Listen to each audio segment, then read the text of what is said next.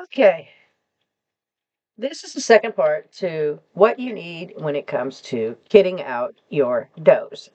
The first one we talked about the tools and supplies. Now we're going to talk about the medications, the vitamins, and the supplements that we're going to need for these animals.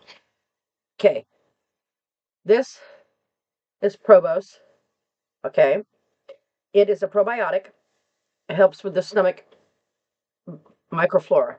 You will give, if you, it comes in a powder form also, the tube. I prefer it, it's easier. And the tube, you give them two, I think is 5 grams. 5 grams of this, which is very little. This is 300 grams. Okay. So you give them 5 grams at birth. Okay. It can be used anytime that an animal has a stomach upset or they're off their feed. Okay. It's just probiotics. The next you would need is baking soda. This is for floppy kid syndrome, which I'll touch on at the end on that disease, that syndrome. Also, when they have acidosis, which means basically a sour stomach, it helps that. Okay. There is a vaccine called Bovocera. I've looked it up on Jeffers' site. I will, and the other vet sites, Valley Vet, Premier One, the ones that carry it. It is expensive. It's like $60 for a vial of it. I think a 250 milliliter vial. It gives the baby animal the antibodies that they need to build a strong immune system. You inject it subcutaneously or intramuscular, SQ or IM. You give for prevention. You give it to the animal, the baby goat, as soon as possible after birth. It's a must-have, even though it's expensive. Get it. It prevents or protects the baby goats from pneumonia, enterotoxemia, immune failure in the babies, and shipping fever in the adults. Okay. It provides an immediate boost to the immune system, allowing the goats to get back on their feet. It acts much the same as goat serum. It's just not as expensive as goat serum. The dosage for an adult is 10 cc's sub-Q under the skin, or 5 cc's under the skin for babies. Next thing you need, which I don't have here, surprisingly, is vitamin E gel caps. You get it on the mama goat's feed starting about 3 weeks before she kids. Selenium E gel. This. Okay. Stop saying. There we go. Selenium E gel. Okay. I bought this at my farm store. That's what we call our feed store. It's called the farm store. Literally. This tube was $15.80. You give 2 grams. This is 80 grams. 2 grams. Okay. So it's going to last a while. Okay. It's for white muscle disease, for areas that are deficient in selenium. You can find out if your area is deficient in selenium by talking to your Department of Ag. They should be able to tell you if your area is. You can also go online and look it up, and it'll give you a map of the areas. It'll give you a pretty good idea if you need to be concerned about it. There's not a lot of areas that are selenium deficient, but there are some, and it's definitely necessary. Okay. They also have another vaccine. It's called BoC. You have to get this from the vet. That you can use that for the white muscle disease. Colostrum is a must-have. Okay, either milk off your does and freeze some, or have some powdered colostrum. Of course, the natural, fresh, frozen is better. When you reheat it, do not reheat it in the microwave. I would freeze it in like a ice tray. It's about 2 ounces at that point. You throw a couple of them in a Ziploc bag and defrost it in warm water. Don't microwave it. It'll kill the good stuff in it, the antibodies. Okay, then you need keto sticks. Okay, it also you can get a powder too, but you can get keto sticks. Okay, this I bought at Walmart. It was less than $10. What they are these. Okay, it's little strips. Let's see, can you see this? I'll put it up against the bottle so you can see. See, it's a little strip like this, and it's got a little indicator at the top, a little fuzzy part at the top. And then you dip this in their urine. It's going to take longer to catch the pee. And then you measure it on the side. See right here, it's got the labels right here. It'll tell you this, the brown, like the strip is, that's negative. This is bad. Really, really bad right there. You better treat her. If she's showing any, I would start treating them. Anything past the trace, like right there, I would start treating them with the ketosis. Okay, you can treat ketosis in several ways. I'll explain what ketosis is more in a minute. You can treat it with propylene glycol, which is just one step away from antifreeze, but is quickly available for their systems and works really good. It just kind of burns going down. I don't know, I've never tasted it, but that's what I'm told. It burns. They don't tend to like it. They also have a homemade mixture. I mix corn oil, molasses, and corn syrup. I mix in a pint jar right here. I mix about a quarter of the pint jar. So about a quarter cup. A pint is 16 ounces. So I would put about 4 ounces of molasses in there. About 4 ounces of the corn syrup. This is Caro. You can use the light or dark. And then half and half with the corn oil and the rest of the water to fill it up. Make it hot water so it mixes up really good because molasses is thick. And I also take some Tums, because this is calcium. I take some Tums and I crush them up and get about 2 tablespoons of it, powder it up really good, put it all there, shake it up really good. Then you would need a big syringe. This has got a nice soft pointy tip at the top. Give them about 20 cc's. See, 20 cc's, okay? And if they don't show improvement, do it again. It's all natural stuff. It's not going to hurt them. So if you want to give them a really big dose at first, the first time, if they're looking really bad, I would give them a big dose. And then a couple of hours later, I would dose them again. Okay? They also have a thing called Nutridrench, goat Nutridrench. I looked at the bottle of it. They have it at my feed store. It was like $30 for an 8-ounce bottle. It's very expensive, but it's great. You give 4 cc's of that at birth to the baby. It gives them a pep, basically. Works the same as the other. It gives them a pep, gets them going. Or you can get vitamin A, D, E, and B12 gel. It'll come in a tube like this. It'll be in a tube just like this for the does and kids. Then you also need to get this oral CMPK. It stands for calcium, phosphorus, magnesium, potassium, and dextrose. Dextrose is sugar. It's a fancy word for sugar. Okay, you give this to them. It's basically nutrients. If they're not eating, if they're in ketosis and they're not eating, you can give them this too. Okay. Let's see. You can give them MFO for milk fever. It's a drench. Or you can give them this, calcium gluconate for milk fever. Okay? Calcium gluconate is a different kind of calcium. It's just a different.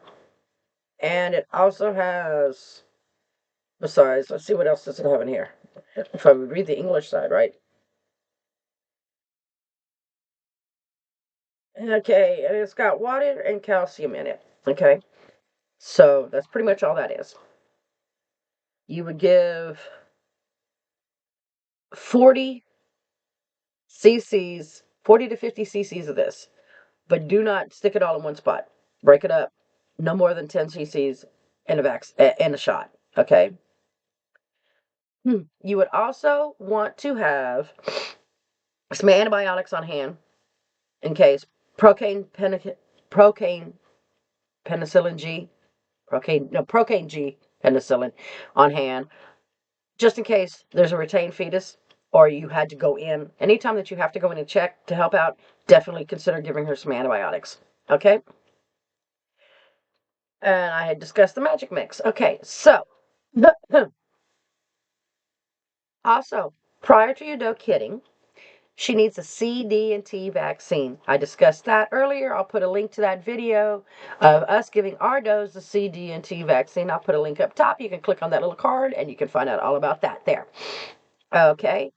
Before your dose starts, the month before she starts having her babies, before she's due, I would up her feed ration. Not drastically. Don't throw a whole bunch of feed out of her in one fell swoop. Start upping it up by like a half a cup or a quarter cup of the feeding. Okay? Because this is when the babies are growing. Don't feed them too much because you'll make them sick, so go slow. Okay? You can give them a vitamin E capsule on their feed to help makes them have an easier delivery. Okay? My phone, excuse me. Scam call. Also, you may want to clip the hair off of her udder and what they call crutching on a sheep. Clip all the hair off their udder, and I would trim it around their butt if they're really hairy back there so it doesn't get nasty, because that's nasty. Okay, I discussed pregnancy toxemia already. Okay. Let's see. Okay. Okay. Okay. Toxemia. Floppy kid syndrome. Kids that are born healthy and bouncing around all of a sudden act flop, just like they're dead, okay? But suddenly, starting anywhere from 3 to 10 days after birth, they're down and showing signs of depression, weakness, and flaccid paralysis. And can still swallow, but can't use their tongue to suckle, and their temperature will be normal. There's no advanced signs. You just go out one night and you have healthy kids. The next morning, your kids are looking like they're half dead. The one obvious clinical sign is the distension of their stomach. Okay. For some reason, they get acidosis, which is a sour stomach. Okay. What you need to do, according to Texas A&M, the first thing that you need to do is leave affected kids off the milk. Don't give them any milk for 24 to 36 hours because they look weak. It's been difficult to convince people to do this, but trust me, do it. Okay. It gives their tummy a chance to rest. Okay. Keeping the kids temporarily off milk is probably the single most important thing to do in treating this. Second, the acidity of the stomach needs to be neutralized by administering bicarbonate. Baking soda. That's where the baking soda comes in. For this purpose, dilute 1 teaspoon of baking soda in a glass of water and administer 10 to 20 milliliters, or cc's, same things, of it orally. Repeat the procedure 2 to 3 times in the following 3 to 6 hours. Most kids will show a clear improvement with this treatment within the following 6 to 10 hours. Treated kids first become more active and will initially pass very solid feces that will then turn into diarrhea. This is a good sign and an indication that the guts are working. The third part of the treatment consists of administering a wide spectrum antibiotic, amoxicillin, just a basic antibiotic, to prevent secondary infections. After 36 hours, the kids can be put back with their mothers if they take to them, or you can continue bottle feeding them if that's what you do. I bottle feed all my kids. Otherwise, they would need to be raised on a milk substitute. Initially, artificial milk needs to be diluted with water, and small amounts of milk, 100 milliliters, need to be given 3 to 4 times a day for the first 2 days. Then follow the manufacturer's instructions and put them back on a normal feed. That's how you would treat a kid for floppy kid syndrome. But those are mainly the things that you need to kid out your goats, along with the other supplies. Of course, a dry, draft-free, sheltered area, especially with the cold weather that we have, is definitely a plus. Heat lamps aren't really necessary as long as the babies are warm and dry and they have a full belly. Now, I pull my babies at birth. They don't stay with their moms. I dry them off and I bring them in the house, and for the first week to 2 weeks, depending on the weather, they stay inside.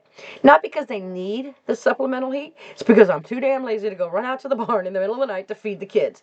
The first week, the kids will get fed round the clock. The second week, they get on three-day feedings, and they go pretty much all night with no feed. We'll discuss feeding and all of that after in another video. I appreciate you joining us. If you like my videos and you want to get more information, please hit that like and subscribe button. And if you have any questions or you want any more information, please leave comments down in the comments section. Thank you very much, and you have a great day.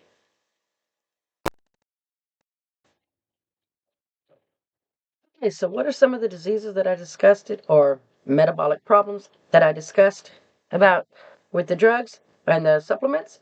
Okay, first of all, pregnancy toxemia or ketosis. It's when the body's demand for energy, carbohydrates in the form of glucose, exceed what the diet has in it.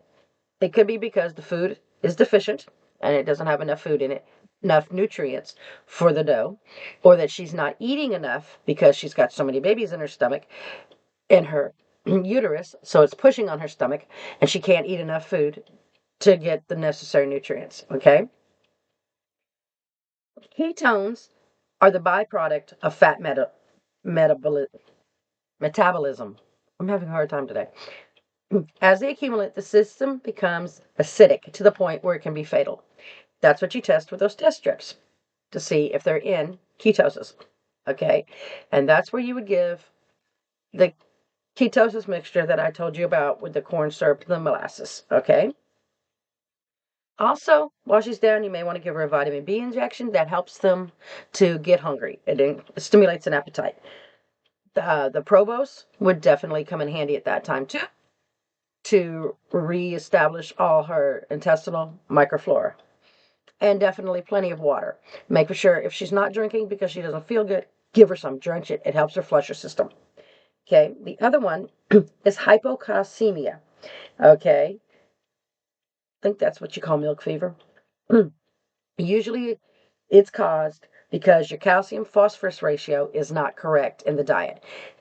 Your calcium phosphorus ratio should be at least 2 to 1, 2 calcium to 1 phosphorus, okay? Or up to 4 parts calcium to 1 part phosphorus, okay? Usually it's the grain that causes it because it's not got the right balance in it. She needs at least twice the amount of calcium in her diet to the amount of phosphorus, especially towards the end of her pregnancy. That's where the Tums can come in handy. You can feed them Tums. You don't have to get wintergreen. They have peppermint. They have fruit flavors. Or you can just get the plain ones that don't have a flavor. You can feed them to them all the time as treats. My goats like them. My horse likes them. Okay. Let's see. When the kids are needing calcium for bone development, or immediately after after she kids, because her body starts making milk, and that depletes the calcium in her blood. If she can't supply it through her diet, her body will deplete it from her bones.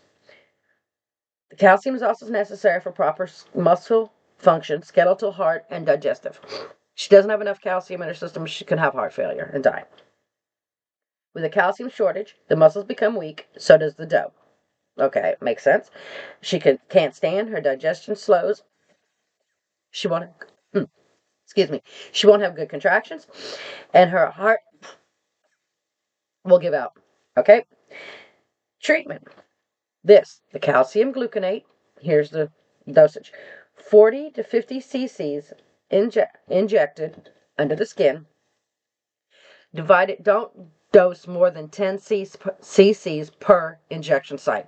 So if you're given 40 cc's, do it in at least 4 spots. Excuse me. If she does not show fantastic improvement, redo the dosage again in an hour. Do the same thing again in an hour. Continue the treatment several times a day for several more days. She's going to get mad at you for a while. But do it anyways. She needs it. Okay. Okay. Also, because she's not going to be eating because she's feeling bad, she could also go into ketosis because she's not eating. So her body needs calories. It's going to take it from himself. So treat her for ketosis at the same time. Okay.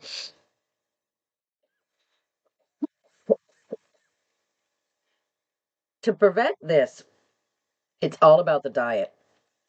Some feeds, oh my goodness, I'm so sorry. Some feeds already have the correct calcium phosphorus ratio. If the dough is getting grain instead of like grain, like oats, straight up oats, okay? Instead of a commercial complete feed, she's going to need more calcium, okay? Usually alfalfa, which is really high in calcium, is good, and it's good for them. Is given to them, okay? So you can give them more alfalfa if you're not feeding a complete feed already. But I would check your tags on your goat feed to see what the calcium phosphorus ratio is, okay? But that works right there. That's what you use the calcium gluconate for, and the magic mix. And Tums can't hurt. And also, all these things really are just plain sugar and minerals, so you really cannot overdose them on it. I would not go haywire on it. I would stay within the recommended guidelines for it. But if they get more than they should by accident, or you spill it or whatever, it's not going to hurt anything.